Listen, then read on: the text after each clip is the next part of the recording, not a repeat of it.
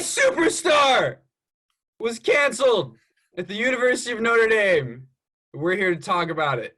My name is James Cullen, and on the call we've got some great folks: Annie Romano, Lucy Barron, Mario Simoni.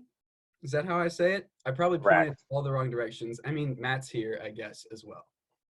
We're going to take a look at the ever so engaging, amazing first Pharisee scene, also known as the bad guys in Jesus Christ Superstar 2020.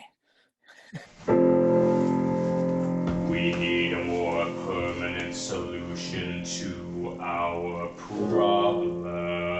I never realized the height dynamic.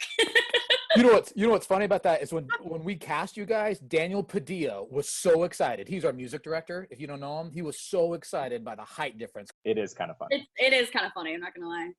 How do we deal with the Carpenter King? Where do we start with a man who is bigger? Wow, Lucy and Annie, you like to point at the table a lot. You notice that?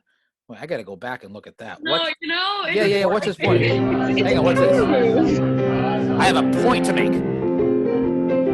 That's James. How do we deal with the Carpenter King? Where do we start with a man who is bigger than John was when John did his baptism thing? I think I know why we did that. Because you had just given us that note that, because originally we were like saying it to each other and you wanted it to be like more internal. And I think we like didn't want, at least for me, I didn't want it to be like, I was just talking to myself. So I like slammed the table. So I was like, no, I'm making a point. You know what I mean? I can imagine why my character's mad.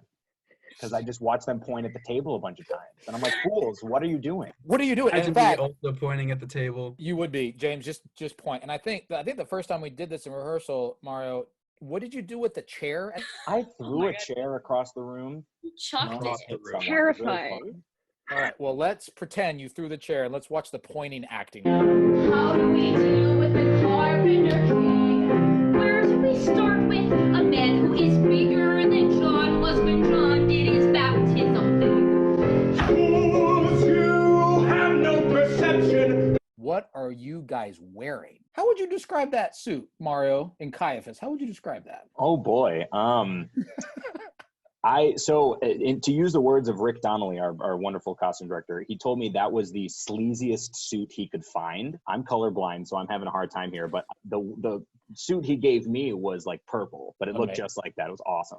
Great. James? It's a peach suit, which I've never gotten to wear before. Rick gave it to me, and then I put it on, and he comes in to like check it fits. And he was like, "You've made a mistake." And I said, "What?" Because I had buttoned it up all the way. And he said, no. And made me undo like the top 5 buttons of my shirt underneath the suit. Because we needed room for like 6 gold chains. I am wearing that lovely blue skirt suit thing right there. And I just loved it trying it on because it's very much like, look at me, flashy, like I'm the most important person in the room and I know what's going on. And it's just very flashy and tacky and I love it. Yep, that sounds pretty accurate. Like the costume just screams like, look at me. You know what I mean? All right, and then Lucy, what about you? Oh my goodness, that thing was bedazzled to the point where it was remotely heavy to pick up. Like the jacket had so many like rhinestones on it. It was like surprisingly heavy. It's fantastic, and I really miss it sometimes. It's really good. What do you remember about this thing? For me, I was always nervous about the big sing.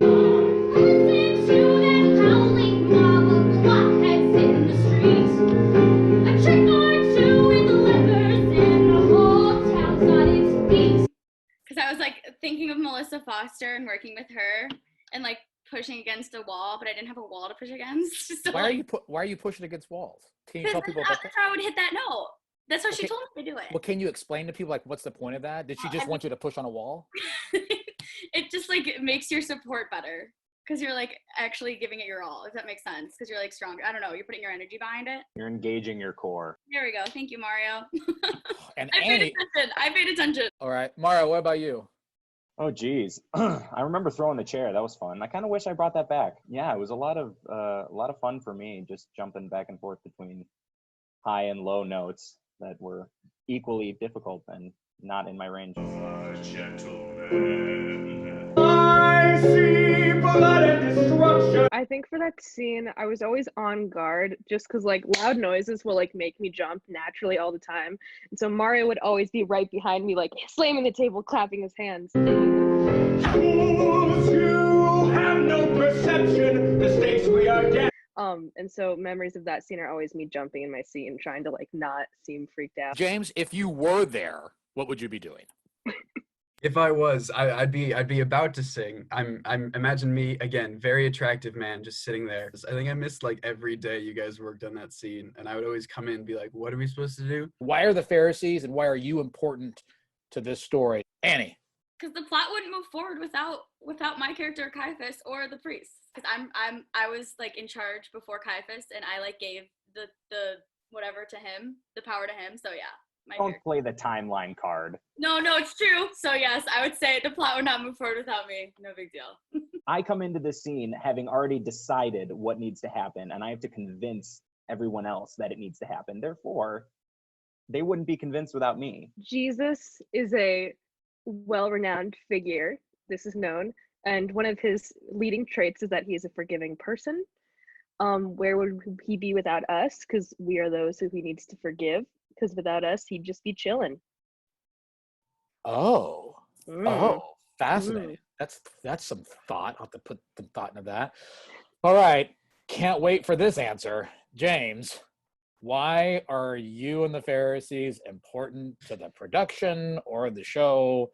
I'm regretting already doing this. I mean, we just saw the scene function without me.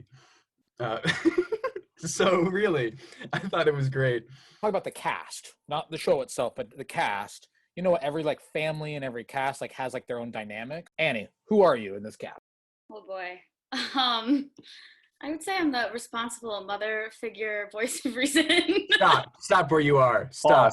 False on all counts. All right. I would say I don't know. I'm probably just like, I don't know. I guess people can rely on me being spastic and random. No, I feel like I'm like the fun uncle. You get to know me. I'm like a chipper little guy, even though I'm like kind of a scary like character. But I feel like I'm a fun guy. Like in those TV shows, they have the laugh track. I feel like I could be a general laugh track for people. Like, I don't know, I just kind of would bop around and I'd be like, hey guys, what's happening? I think for the longest time, I was the guy that was like never at rehearsal or at half of rehearsal. So they probably didn't know who I was. Our long lost brother, James. If you had a question for me right here, right now, speed round, I'll answer the first thing that comes to mind. What's the randomest thing you've done while you were in quarantine? Random and quarantine, the most random thing is I tried to climb on top of my garage. Mario. Do you have photo evidence of you in the Blue Man Group, and can I have it? I